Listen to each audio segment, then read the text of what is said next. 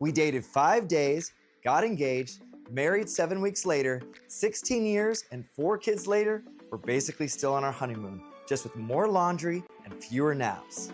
Welcome to the Marriage Made in Heaven, where love is real, grace is necessary, and your spouse definitely heard you. They're just ignoring you. Every week, we serve up biblical truth, awkward confessions, and the kind of marriage advice that probably breaks some rules.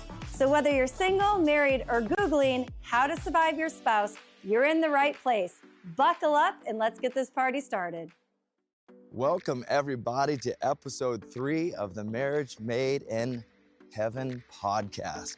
We are so excited to have you here with us, joining us to learn to better your marriage, to have a marriage made in heaven. One of the things we wanted to talk about today that is also a branch off communication is spending time together. The importance of having strategies because life gets busy and you want to make sure that you're connecting with your spouse. So important. Those of you with littles, it may be, just having the time where you put the kids down and you're connecting on the couch, whatever that looks like, just talking or maybe just relaxing. Maybe it's even watching a TV show or a movie, but having time together. And then the other thing is finding things you can do together, maybe that you both love. Maybe it's something that your spouse loves that you never tried before that you're going to be willing to try. Maybe it's something your spouse loves and you really don't like it, but you're going to be a good sport to put yourself out there to see if you can get into a groove of doing something that you know your spouse loves. Again, that's part of the servitude factor of marriage is, what does my spouse enjoy doing and how can I participate with that and the enjoyment that we're getting that time together. My wife was a D1 athlete and has consistently worked out and kept herself in great shape.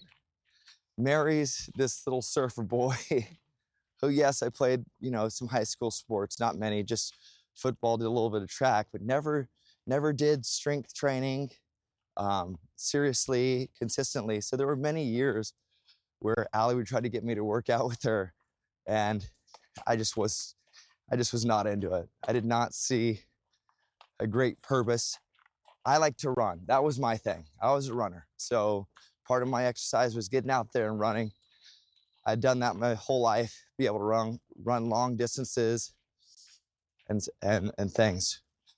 But one of the things for us is it took us 14 years to, I started going to F45 with her, which is basically a strength and conditioning. How would you describe that, babe? A strength and conditioning, interval training type of class. And I really enjoyed it. I loved that we were working out together, getting that time, and I got hooked. And that's when I started doing consistently strength training. So just finding those little things that you may learn to actually love and participating with spending time with your spouse. And it could be as simple as going on a walk together. I highly encourage that. We all have busy lives, so you have to find when that works. Is it after work? Is it what time works for you? Anything you want to jump in with, sweetie? Yeah, I think going back to the physical exercise thing, I trained at the highest level, right? To be a D1 athlete and a starter in the Big Ten. That's not a normal thing for most people. And so my passion to continue to be strong and fit for my kids, really, right? I want to look good for you, of course, but I want to be strong and fit to carry my kids and be able to, play soccer with them, play volleyball, surf, enjoy them. And you always had that fitness to be able to do that. But one of the biggest things was just strength training. A lot of people don't do, but it's really a key factor when you get older anyway. So it was important to me because I just know all the science behind it. And when we decided to do F45, because I had been doing it for a decade by myself, it was just so fun to be next to each other and laughing with each other. It obviously wasn't your cup of tea. He doesn't really like the group exercise. I love going into places, just being told what to do. All the weights are out. Here's what the program is. And so we had that tiny season, but he did it for me, right? He didn't he didn't go kicking and screaming, but he was definitely like, I don't like this, Allie. Like, I'm here for you, but I don't like this. And I was like, well, how could we do something that you like? And then it went back to you just and I having those 10, 15 minutes in the morning, you dropping me off at Burn Boot Camp now, because the class size time was better for you to be able to go then to the gym. And so even though it's just like 10, 15 minutes, we wake up together extremely early. I might not even tell you the time because you'd be like, oh, I'm out on that. But just find the time that works for you. But we get to drive to the gym together. He drops me off at Burn. He goes to his gym. He lifts and then he picks me up. And then we just get like a total of 30 minutes in the morning that we never had before. And that's been super fun. Yeah, one of the things for me was I was constantly making excuses that I didn't have the time. Yeah. It's the same thing with your marriage. You can make the time. We all have the same 24 hours in a day.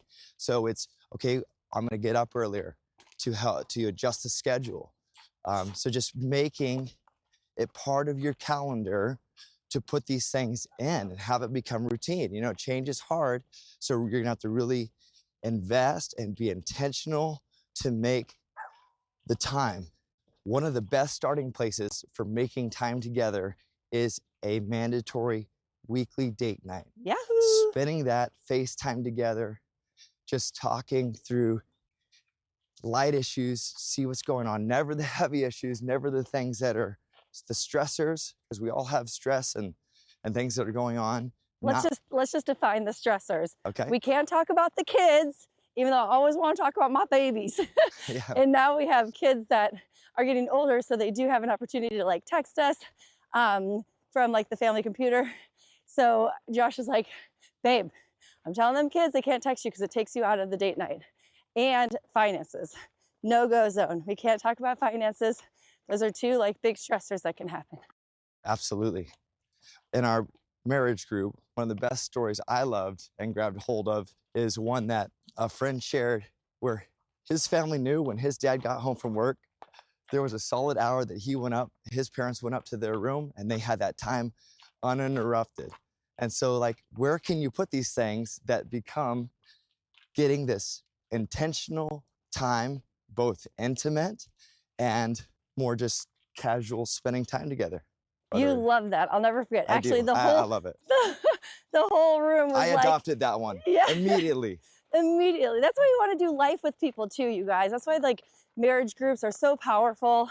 And Josh and I have been talking about doing something virtually for everyone because we've just seen so many huge wins and transformations in marriages and hosting these Marriage Made in Heaven groups out of our home within our church. But when he shared that, I just remember all the husbands were like, yes, like your dad's the man, he did it, like that's brilliant. And then another couple was like, oh yeah, we have a code word, like we need to go work on our finances. And another code word for another couple was, we need to go clean the room. We need to go clean the room. And so obviously it's kind of funny because when you have littles, it's like, you got to do what you got to do. But that consistency for that couple, you know, and that win was so impactful to their sons that they just knew, like, you did not touch that door, you do not go near them, you do not ask for anything. Like that boundary was set. So what boundaries do you have in place where like your kids know it's a no-go zone? If you don't have a weekly date night, why not? It's usually because your kids' schedules are running you all over town. And I actually just did a podcast on my For His Glory CEO podcast about if Johnny has a baseball game, but Joshua's made a commitment to me for a date night, it is better for Johnny that Joshua takes me on that date night because it's going to give him the confidence and security of like, my parents' marriage is number one and they love each other and they take care of each other. I am not like the person that's going to run the show here. They run the show. And that is so key, you guys, for your kids. When you have a healthy, successful, loving marriage, I mean, just do the research. Google it right now if you want. Look what it does for your kids.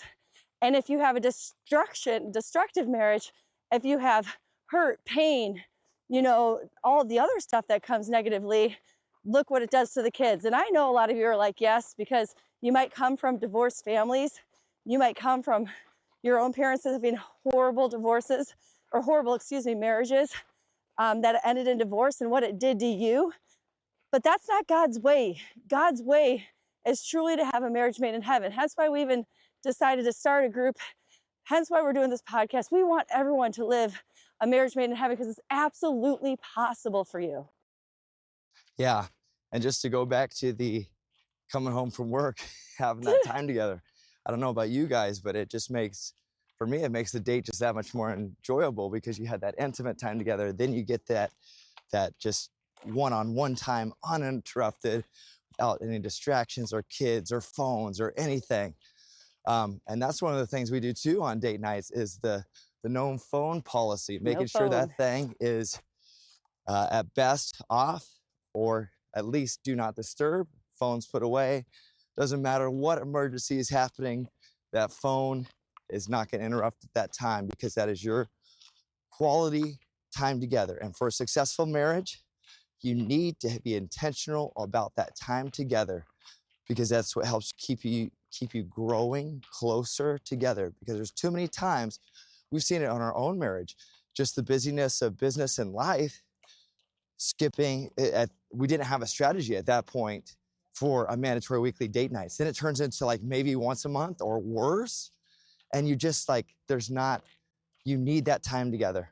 And so that was one of the principles too, for us was making sure we set our gauge through communication of, we need to make sure that we're being intimate this many times throughout the week and making sure we have our date nights. And things come up, of course, but Allie and I really have strived to make sure that date night is consistent every week. Yeah, let's just be real and raw because that's what this marriage podcast is up. Do you know how this all actually started? By my dear friend and business partner, Rhonda. Tell us. At our corporate. All right, so I built a multi-million-dollar business online. And it takes a lot, right? At the end of the day, you're working, you're hustling. I don't care what people say, like you're working really hard.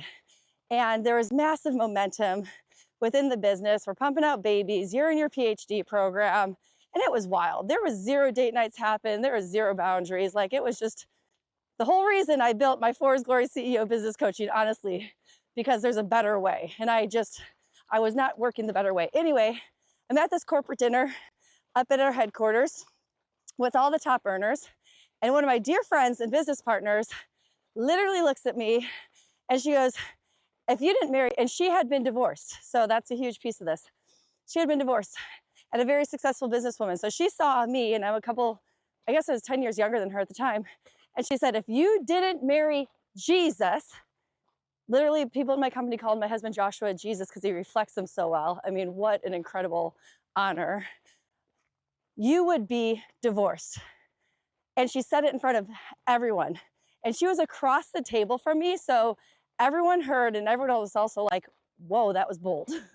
But she said it in love because she had been there. Her marriage failed.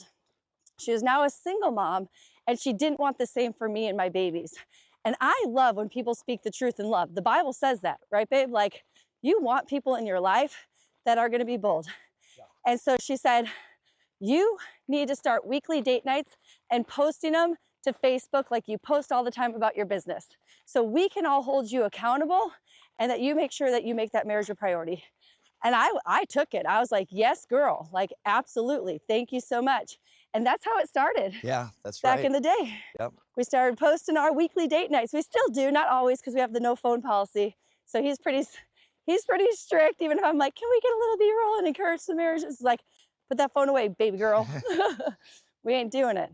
Yeah, and we've experienced both sides of it, right? The mandatory weekly date night makes such a difference in that connection, just in the, not only in the physical, the spiritual, the emotional, just having that, just to keep you together, communicating on the same page and knowing just reinforces that you've got each other's back. The team that you are, having that priority be the time together.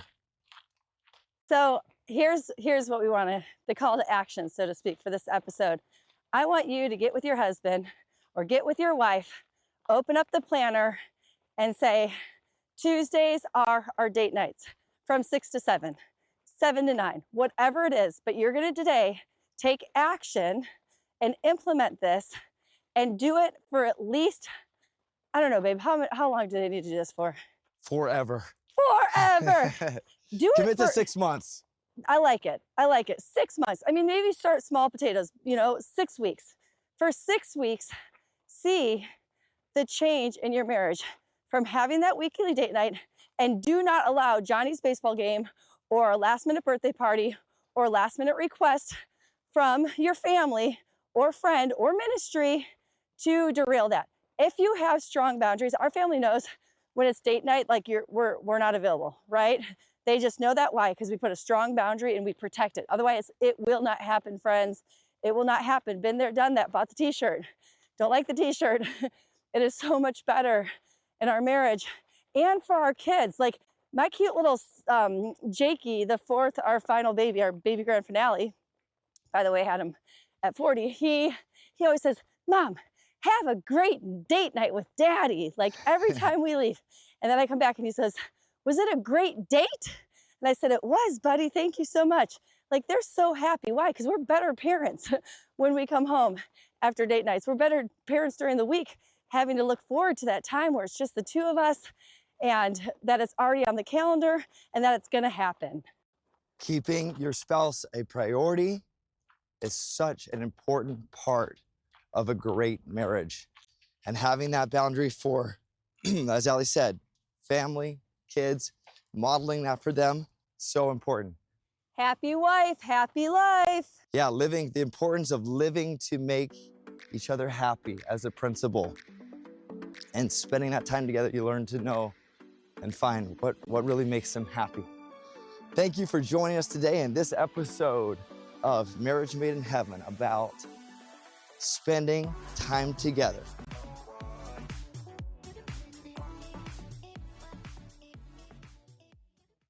All right, that's it for this week. If you laughed, cried, or silently judged us, please hit that like button, subscribe so you don't miss another episode, and share it with someone who might need that same reminder. You're not alone, and your marriage is worth fighting for. We're cheering you on, praying for your journey, and grateful to be walking this out together. See you next week, where we'll keep it real, keep it biblical, and probably overshare again.